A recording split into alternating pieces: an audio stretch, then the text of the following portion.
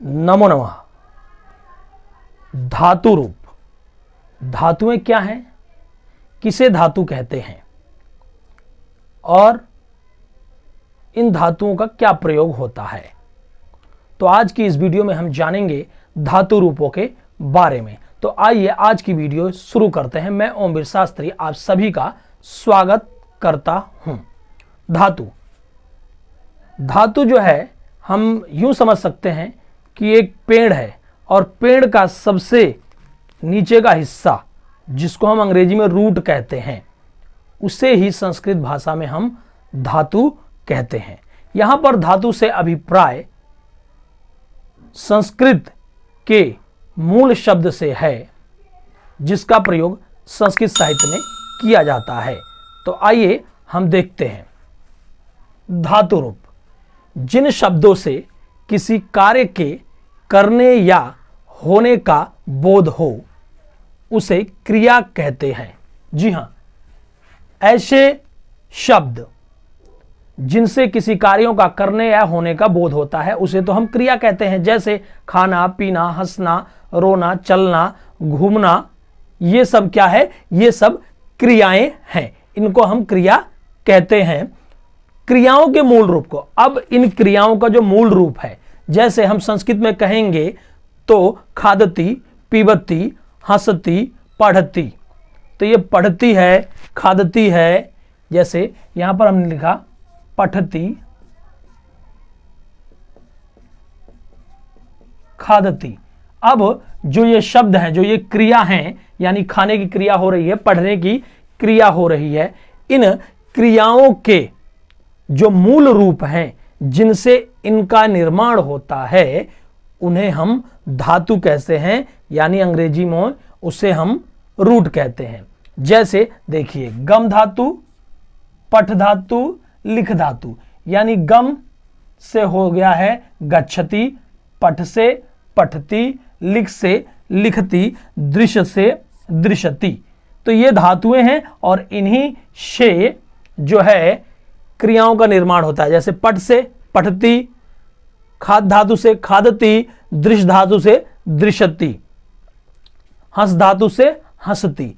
तो इनको ही हम रूट कहते हैं, इनको ही हम संस्कृत भाषा में धातु कहते हैं। और इन धातुओं के साथ जब अलग अलग शब्द जुड़ते हैं तो उनके जुड़ने से जो है कि इनकी क्रियाओं में परिवर्तन आ जाता है।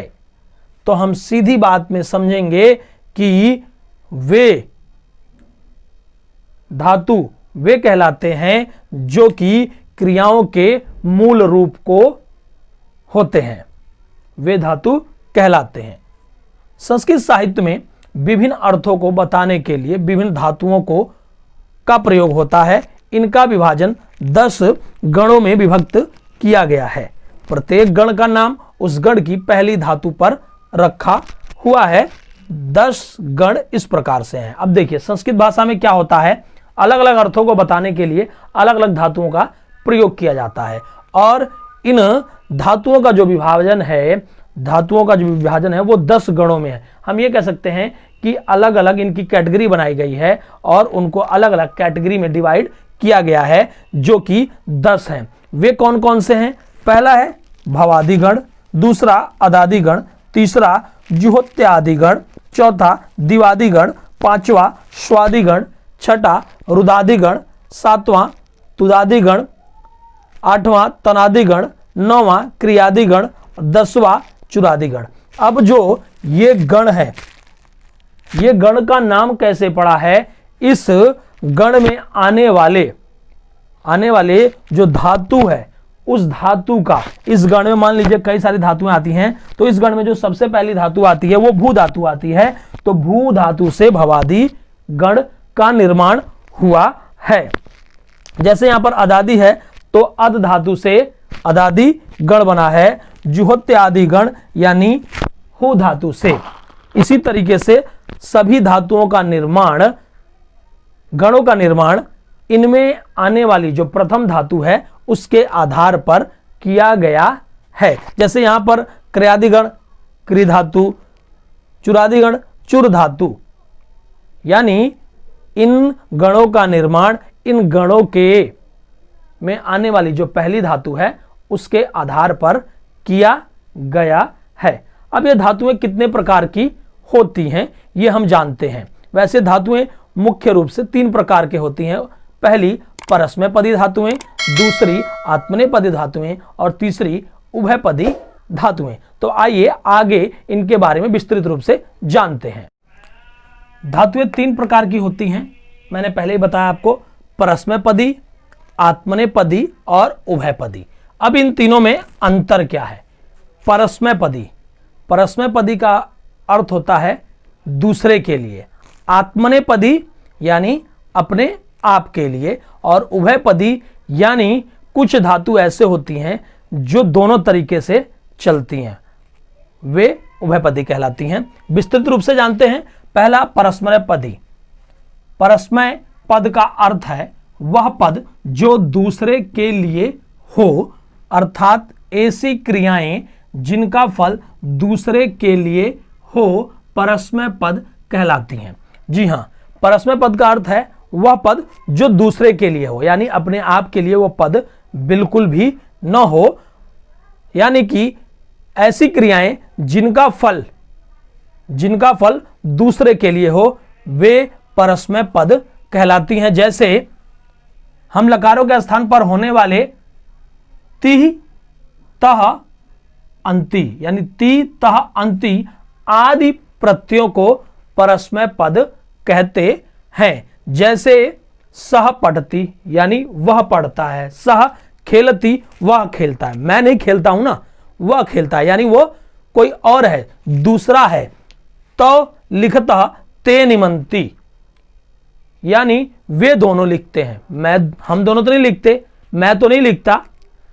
ते नमंती वे नमस्कार करते हैं, मैं नमस्कार नहीं करता, हम नमस्कार नहीं करते, यानी यहां पर किसी और की बात हो रही है, दूसरे व्यक्ति की बात हो रही है, तो वहां पर परस्मय पदी धातुओं का प्रयोग होता है। और परस्मय पद धातुओं में ति, तह और अंति प्रत्यय होते हैं, और इन प्रत्ययों को ही हम परस्मय पद कहते हैं। यानी कि जो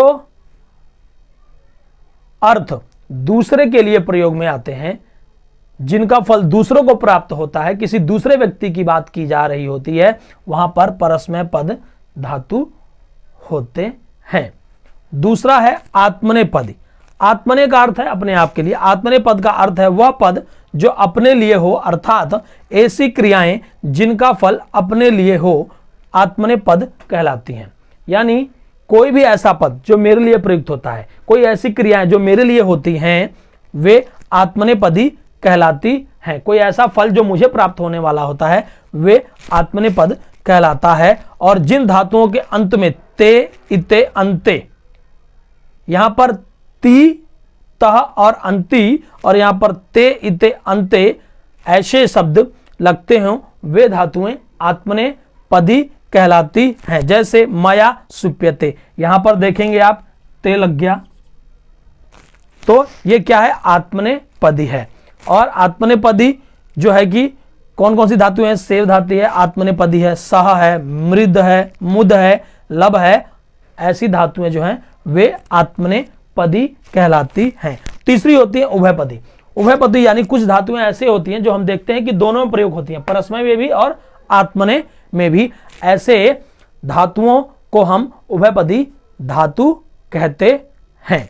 तो आज हमने जाना कि धातु किसे कहते हैं, यानी धातु रूप किसे कहते हैं, धातु किसे कहते हैं, और ये धातुएं कितने प्रकार की होती हैं, इन धातुओं को कितने गणों में विभक्त किया गया है, और उन गणों का नाम किस प्रकार से रखा गया है, किनके आधार पर रखा गया है।